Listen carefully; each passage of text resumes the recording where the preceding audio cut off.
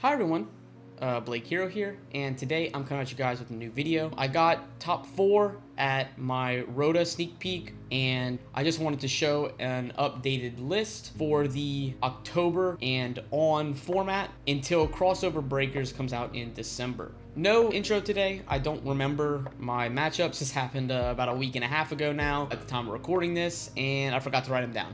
So I'm just going to get right into the list and go through some of the card choices. Starting off with the Vision Heroes, I have 3 Ferris, 2 Increase, Vion, really nothing to say here, same old ratio. Next up for the Elemental Heroes, 3 Stratos, 1 Shadow Mist, 1 Neos. Now, I decided for this build and post October, Mulcharmmy is a very prominent thing to be thinking about when you're deck building. So I decided to go with the most bare bones possible hero lineup, just to kind of make it so that you can play the most non-engine possible. So I'm not playing Liquid or Wing Kariba level 6 in this build. So basically, when you go for Cross, you actually are only going to be using Cross to grab an extra copy of Stratos for either follow-up or the Denier or something to make it so that you can play around Nib a lot better. It seems like we're getting really into a hand trap format, and you'll see a lot of my card choices reflect that, but it's mostly the fact that I just wanted to have the most streamlined list possible, the lowest amount of engine possible, so I can play as much non-engine, which a non-engine wars which you're going to play a lot of time with Mulcharmmy. So no Liquid, no Increbo, so your board's a little bit weaker, but you're going to get to it a little bit more consistently because I'm playing less bricks and I'm going to be drawing non-engine a lot more. So the only thing is that your board is going to be a little bit weaker when you do get to full combo, but I wasn't really worried too much about that. I just wanted to be able to combo because the board's good enough if you can get there, but a lot of decks are going to stop you from getting there. And if you do get stopped from getting there, I just wanted more non-engine to play. So we'll get into that more later. But yeah, so I will never agree with 2 Stratos, 1 Liquid ratio. I just don't think it's a very good ratio. I'd always rather have the potential to start because Stratos is a wind than to have the potential to draw 2 discard 1 when the card doesn't do anything on its own. Still don't think he's needed for the grind game, and I think this is going to be a very streamlined list, and I think a lot of people's list is going to look kind of similar, especially after the Evil Hero cards come out. But for now, I'm also not playing the Liquid or the Wing Karibo now. So that is it. Same old besides that change. And then the next is the Destiny Heroes.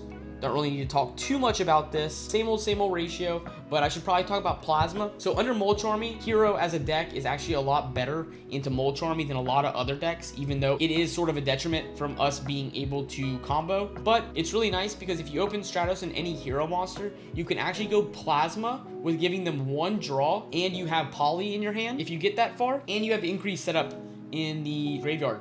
So even though Plasma is 1900 and they probably will run over it, even under Mulcharmmy, you're going to give them a draw. They probably can't kill you because they're going to have to attack over the Plasma. You can put the Increase back in the Spell and Trap Zone, and you still have a couple cards plus Poly already ready to go for your turn 3. So yeah, it's just like Plasma really gives us something to do whenever we get Mulcharmmy, and it's really nice that we even have that option because a lot of decks do not have that option. And that's it for the engine monsters. Now, next up, we have the engine spells and traps. The 3 A Hero Lives, 3 Fusion Destiny. Now, there's really nothing to say here. Power spells, you max out on them. Next up is the 1-ofs, playing the 1 Rota, 1 Miracle, 1 Poly, 1 Foolish, 1 Mass Change, and the 1 Favorite Contact. So yeah, nothing really to say here except the fact that you can play more mass changes. I just think mass change is really good for breaking out of the hand trap war, but it's just not really good going second. So like I said, in this build specifically, I really wanted to have as much non-engine as possible while still staying at that 43 card sweet spot. So this is just kind of what I had to do, is mass change is one of those cards that is cuttable. So I put it down to 1. I think this is like the bare bones hero engine that you can play, and it's still like 30 cards. So and finally, the most important part of the post any changes that are generally made to the deck is going to be the non-engine. So what have I decided to play?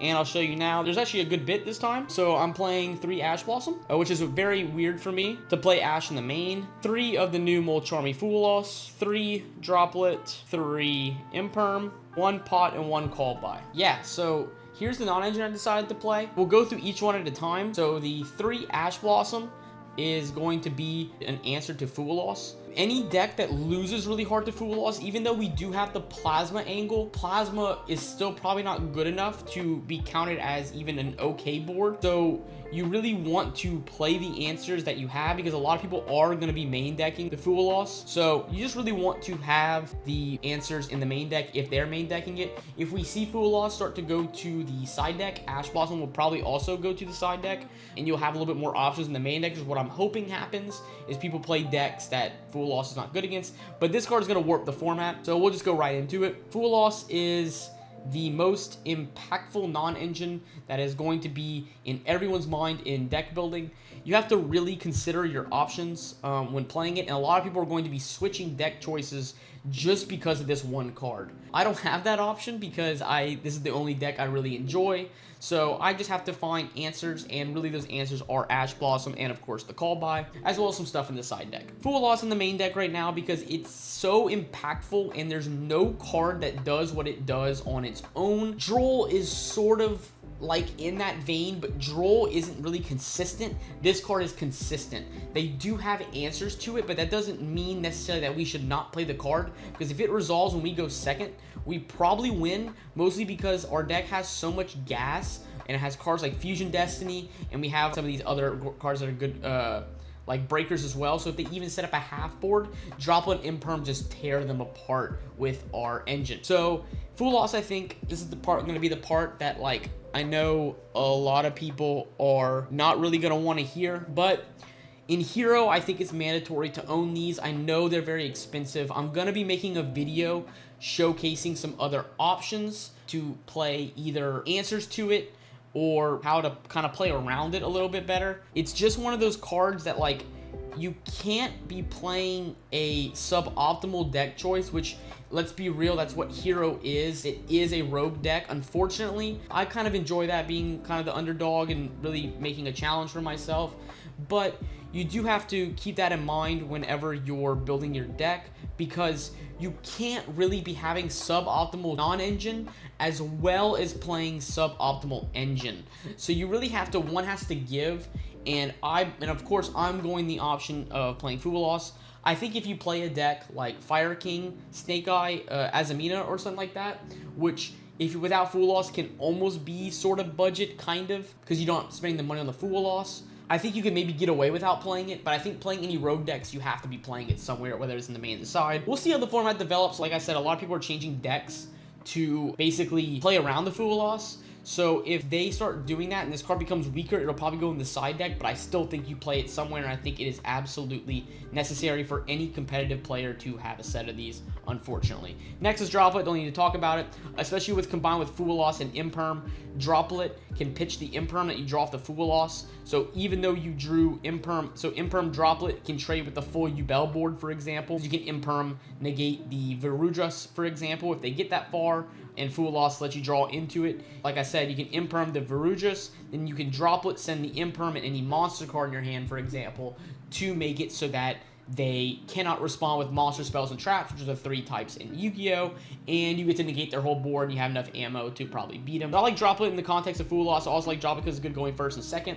I think, especially with Tenpai still in the format, it's important to have cards that are good going first and for going second, which is why the only card I'm playing that's only mono good going second is the Fulawos, just because it can be completely game-winning just on its own, and is very consistent in doing so as long as it resolves.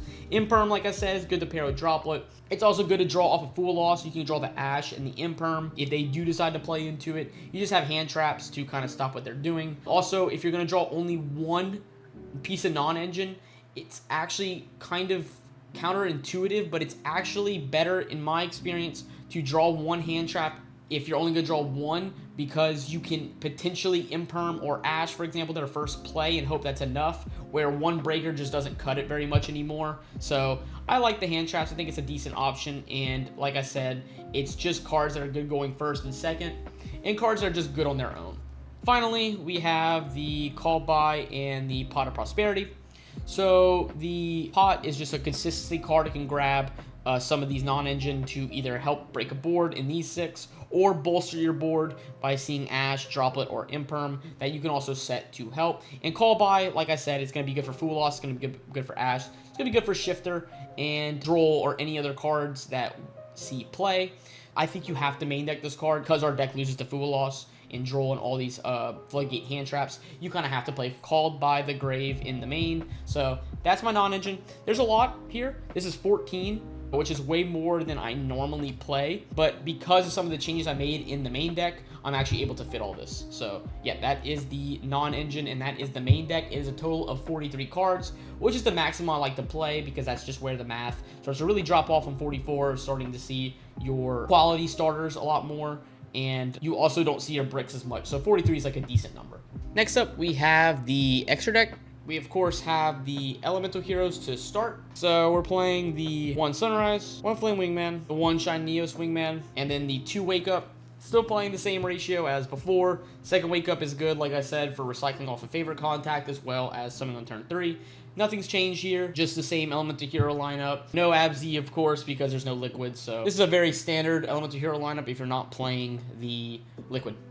For Masked Heroes, 2 Dark Law, no Blast, just because a lot of people at locals, for example, they will not hand trap Stratos because they know better, so it's less likely for you to need the Blast. But I think at like a regional or higher event, which actually seems kind of contradictory because you would think that the players are better at these events. But what I find in my experience is that my people at locals know how to play against Hero a lot better because they play against me all the time and they don't hand trap Stratos. So they know there's too many punishes if they hand trap Stratos. So you really only need Dark Law. Also, you play the 2 even though you play 1 Mass Change in the main just because of the play of being able to convert the Fusion Destiny plus full combo into extra interruption, as well as insurance against Dark Lord No More, for example. So if you don't know what I'm talking about, go check out my first combo video. I get this question a lot, so I just figured that I would plug that real quick. So yeah, just the 2 Dark Law is really all you need. For Destiny Heroes, playing the duo, the Dangerous and the DPE. Without Liquid, you really want Dangerous for some of those bricky hands, and 1 DPE, of course, it's like the best card in the deck. If Kashtira Unicorn sees a lot more play, you might bump up DPE to 2 and then maybe cut the Dangerous. If you draw those brick hands, sucks, but you know, you shouldn't do it too often. The reason why I don't play Dystopia though is because he can definitely come back in now because I cut the Wing Karibo, but most of the time what I'm doing with Fusion Destiny plus combo is I'm just summoning the 2nd Dark Law instead because it's better against Dark Ruler. You can definitely play the Dystopia again, but I just have elected not to for this build, but it's definitely still a good option. You probably cut the 2nd Dark Law, and it might actually be better, but I just chose not to today. Next up, for the Link monsters, 2 Cross, 1 Wonder, 1 Infernal, 1 Dread. Nothing's changed here, same old, same old. I definitely highly recommend picking up a 2nd Wonder Driver. You will 100% be using 2 as soon as we get the Evil Hero support. If you don't know what I'm talking about, definitely go check out my Evil Hero combo video. I would just highly recommend, as well as picking up a playset of a Dusted Gold for sure. I'd also be picking up a 2nd Wonder Driver because he's a Warrior generic Link. I'll talk more about that when we get the support, but definitely something I wanted to mention with the Link monsters. Definitely have a 2nd one ready. Last is Bagooska. Still good against Droll, still good against Shifter.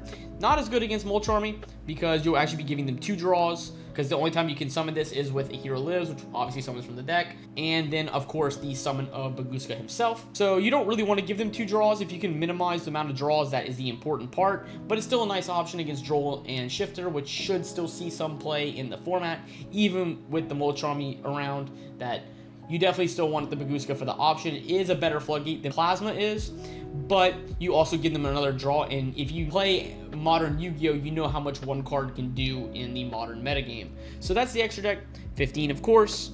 And finally, we have the side deck. Side deck, of course, for the monsters, we're playing the 1 Angel. And now this is going to look a little weird, playing 1 Droll, 1 Nibiru, and 1 Shifter. So you can kind of imagine what's coming next, being this ratio. I actually don't mind the 1 Nib. You could main deck it, actually. I was considering main decking the crossout targets, because obviously I'm playing crossout since I'm playing Shifter. This package gets a lot better when we get the Evil Hero cards, because you can actually do something with the Shifter, the dead Shifter, you can pitch it. It is a neat option, but I still think that with the amount of cards like this that just completely demolish our game, it is important to also have the option to cross out. So this is the one-ups for the crossout package, which obviously, next we have the crossout. So yeah, I mean, this card is just so powerful when going first. We're still in a hand trap format, so you really want to have insurance against those hand traps, having as many options as possible. This can hit the droll, nib, and the shifter, as well as, I'll show in a second, some other targets. But this card is just so powerful. One thing you might want as well that I'm not currently playing is you can play the one barrier, just for decks that, you know, post side if they don't have a very strong board, and the only thing they're really doing is like cross out for like one of the floodgates when they go first, like their board plus droll, like the mid-range decks that kind of use these cards to bolster their board. Having cross out for them could be really nice, but for the most part, it's a going first card because Nibiru can suck, Shifter obviously sucks, and Droll obviously sucks. So you definitely want to have the option to be able to do so. And the reason why I'm not playing more of these cards is because I really don't think they're that good in the format currently. A lot of the good combo decks are setting up a negate before they start playing, and Droll is just not consistent enough, but a lot of people choose to play it anyway, so you want the options. Yeah, obviously this hits Ash, this hits Mulcharmmy, this hits Imperm. It hits all those cards. So yeah, if your deck loses to Mulcharmmy really hard, you should probably play this card somewhere. And then finally, this is Breakers. If you've watched a lot of my other videos, I much prefer a Breaker approach, but I think in the main deck with Tenpai in the format, there's just too many variables to be playing pure Breakers. So I'm kind of doing a little bit of a mix, but I want the option post side to play 3 Mulcharmmy and then play a bunch of Breakers instead of those like kind of hand traps. So like Ash or the Imperm, for example. So I'm playing the 3 Dark Ruler, the 2 Storm, the 1 Duster, and this is like a pseudo Breaker, the 1 Talents. So what's really cool about this, playing the 1 Talents, is you also side in for going first, but I don't think it's like amazing going second, but I think it's better paired with some of these Breakers. So you can bring it in if you want more Breaker cards, but one of the cool parts is the fact that you can side it in when you go first, because you're also going to side in the cross out, and when they go second, you can cross out for the Talents, and you have that option because Talents take can be absolutely devastating. So I wanted to play these just because I wanted something to take out the Ashes for, the Call By, the Pross, stuff like that, to be able to play more Breakers and play mono Breakers, because that is the approach I prefer, because generally hand traps are hand looping yourself, but I think you have to take that precaution with Ash Blossom because it's good going first and second, especially against the Mulcharmmy. So I just wanted the option to be able to do that, and this card's just good first and second, so like, you can main deck this card, but like, this card's kind of weird, and I really wanted like reliable and like more, I wanted less reactionary cards in the main deck. This card is only reactionary if they don't hand trap you or anything. This card's dead in your hand, which is sort of a good thing because that means you didn't get hand trapped, but you still just want the option. And then the 1 Mass Change. This might become something else. Mass Change is still so good, but I'm not sure if it's worth the side deck slot in this format. I'm playing it right now because Dark Law is super powerful, and being able to set up Dark Law with 1 card and any Dark Hero under Mulcharmmy is very powerful. But like I said, I just wanted more hand traps to stop my opponent instead of trying to floodgate them out with Dark Law. So yep, that is the list. I got top 4 in my Rota sneak peek, so you'll see me in the thumbnail with the mat. I got the promo. I'm not gonna be going to many regionals or any big events this season.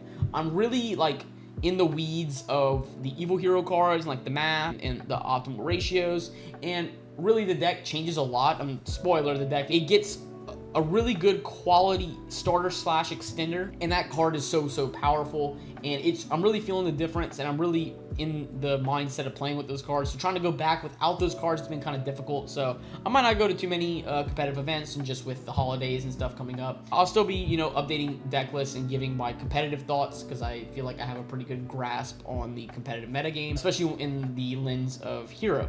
So yeah, I really appreciate you guys watching. This is my updated Rota post-October deck list, and yeah, so stay tuned for the next video. Peace.